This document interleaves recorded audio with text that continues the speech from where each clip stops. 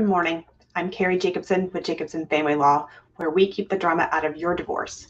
Thanks for joining me for another Finance Friday. And today we're going to be talking about what property and assets are divided in a Maryland divorce.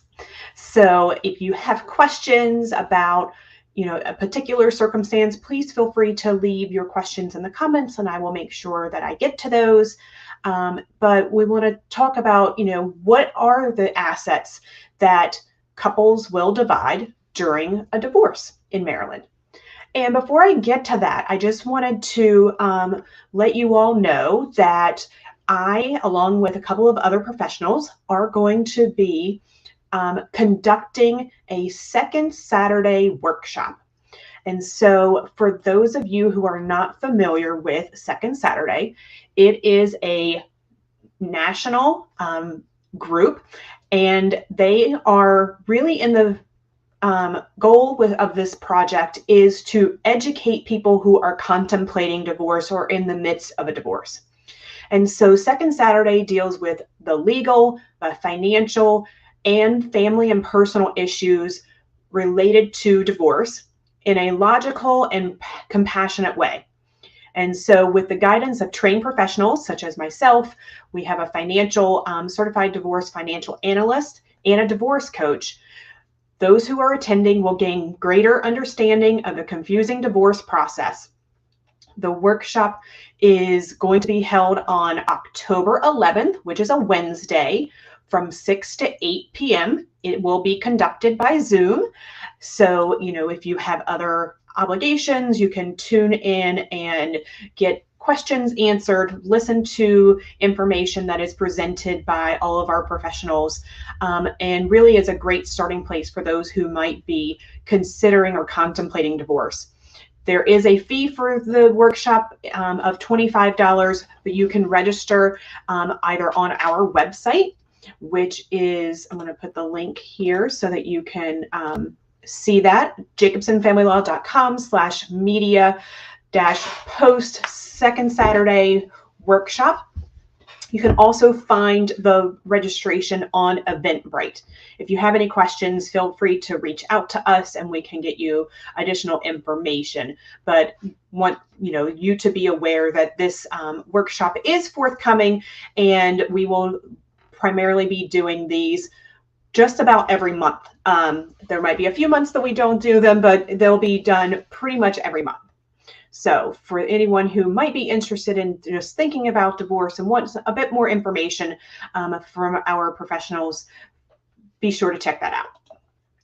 Okay, so to get into the information for today on our topic of what assets are divided in Maryland, the first place we have to start is to define what marital property is and what non-marital property is. Okay, and so the first topic is marital property, which in Maryland is defined as anything acquired by the parties, so the spouses, during the marriage, regardless of how those assets may be titled.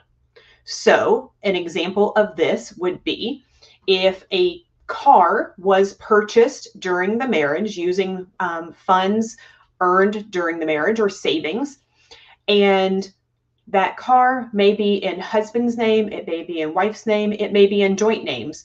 Regardless of how it may be titled, if that car was purchased during the marriage, that car is then considered a marital asset.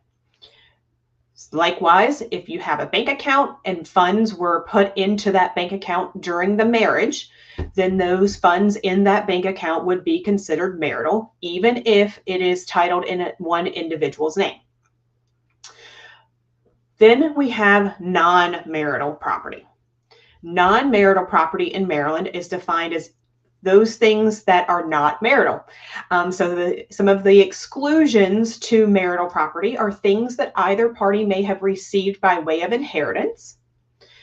Could be things that were received by a gift, as a gift by a third party. So for instance, if one spouse's parents gave them a a car as the example, to that individual spouse as a gift, then that car in that circumstance would be considered a non-marital asset. It could be things that either of you had prior to the marriage. So if you owned the vehicle and it was completely paid for prior to the marriage, and that was in your individual name, then that vehicle would not be considered a marital asset. And the final exclusion are those things that are otherwise agreed upon between the parties. So if you have a prenuptial agreement or a separation agreement that excludes certain property from the marital property definition, those items are also considered non-marital. Where things get complicated is when there's a mix or a commingling of marital and non-marital assets. So a prime example of that would be if someone owns a home that was purchased prior to marriage, but there's still a mortgage on that house, right? And during the marriage, the parties continue to make payments towards that mortgage. And those mortgage payments are coming from marital assets, income that the parties are earning during the marriage. So that can make the house, that home, potentially marital or potentially partially non-marital. So it's really important that you speak to an attorney to decide what, if any, of that house is considered marital and what may be considered non-marital.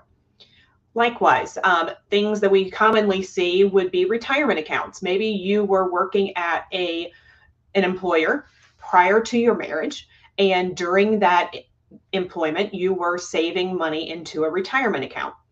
After you got married, you continued to work for that employer and continued to put money into that same retirement account.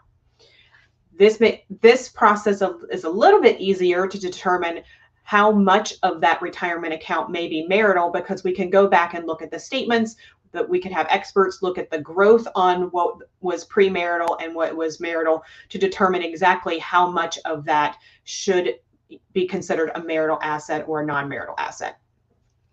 Sometimes when we are talking about inheritance, it's a question of, were those funds kept separate or were they commingled with other marital assets? So that's where things can get a little tricky and murky. So it's really important for you to discuss your particular situation with an attorney to decide, how much, if any, of your inheritance may or may not be considered a marital asset. And we're going to get into next week a bit more specifics with regards to inheritance and how that plays out in a divorce. So I hope you found this helpful today to really define what the assets are that are considered marital. And those are the ones that are subject to a division in a Maryland divorce. Typically, we are not dividing assets that are not marital unless the parties simply agree to do so. So if you have questions about your particular situation, whether your assets would be considered marital or not marital, and how those would be divided, give us a call. Our number is 443-741-1147. You can also check out our website, which is jacobsonfamilylaw.com, and schedule a consultation so that we can help you better. If you have questions, feel free to leave those in the comments, and we will be sure to get back to you. Have a great weekend.